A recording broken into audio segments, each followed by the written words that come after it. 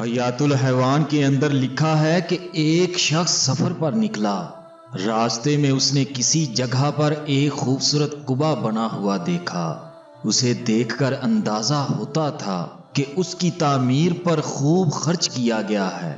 اس قبہ پر لکھا ہوا تھا کہ جو شخص اس قبہ کی تعمیر کی وجہ معلوم کرنا چاہتا ہے وہ پاس والے فلاں گاؤں میں جا کر معلوم کرے۔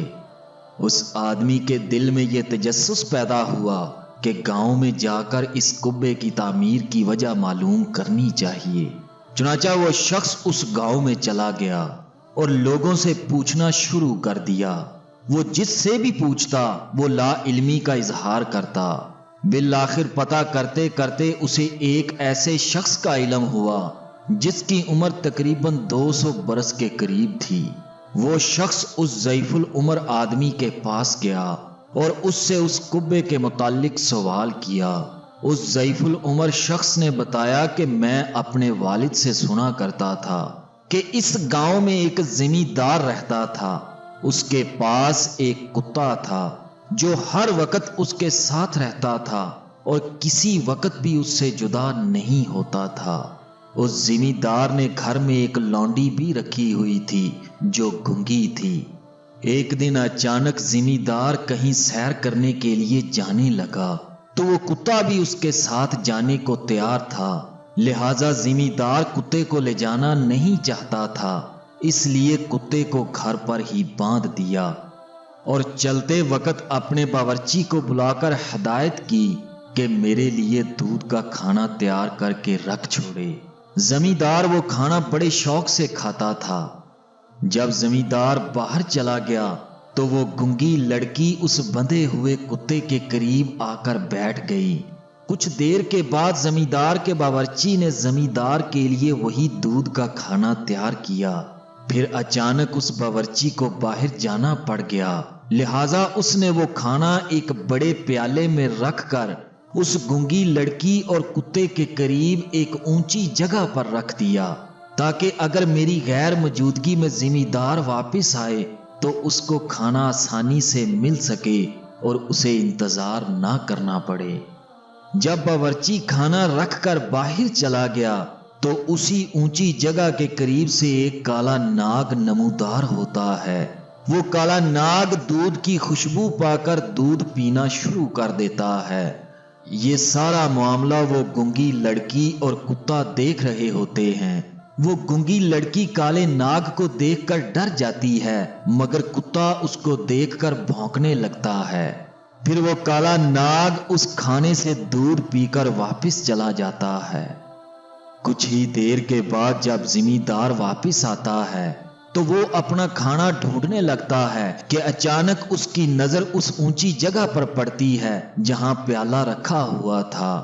زمیندار نے وہ کھانا نیچے اتار لیا اور کھانے کی تیاری کرنے لگا کہ گونگی لڑکی زور زور سے چیخنے چلانے لگی اور ہاتھوں سے اشارے کرنے لگی اور زمیندار کو سمجھانے لگی کہ کھانا مت کھائے، مگر زمیندار کی سمجھ میں کچھ نہ آ سکا، لہذا اس نے اس کھانے میں سے ایک لقمہ اٹھایا اور منہ کی طرف لے جانے لگا کہ کتا زور زور سے بھونکنے لگا، اتنا بھونکا کہ اس نے اپنی رسی توڑ ڈالی اور لپک کر زمیندار کا ہاتھ پکڑ لیا، جس کی وجہ سے زمیندار کے ہاتھ سے وہ لقمہ بھی گر جاتا ہے اور وہ پیالہ گر کر ٹوٹ جاتا ہے۔ زمیندار کو یہ معاملہ دیکھ کر بڑا غصہ آتا ہے۔ وہ کتے کو کسی چیز کے ساتھ مارتا ہے، اتنا مارتا ہے کہ کتے کا سانس نکلنے لگتا ہے، لیکن جو ہی کتا دیکھتا ہے کہ پیالے کے ٹوٹے ہوئے ایک حصہ میں کچھ دودھ ہوتا ہے، کتا گھسٹ کر اس دودھ کی طرف جاتا ہے اور وہ دودھ پی لیتا ہے۔ جو ہی دودھ اس کے حلق میں اترتا ہے کتا اس زہر کی وجہ سے مر جاتا ہے۔ زمیندار کو یہ سب معاملات دیکھ کر بڑا تعجب ہوا۔ وہ سوچنے لگا کہ آخر معاملہ کیا ہے۔ چنانچہ اس گونگی لڑکی نے پھر اپنے مالک کو سمجھایا اور اس کو خوب سمجھایا یہاں تک کہ اس کو سمجھ آ گئی۔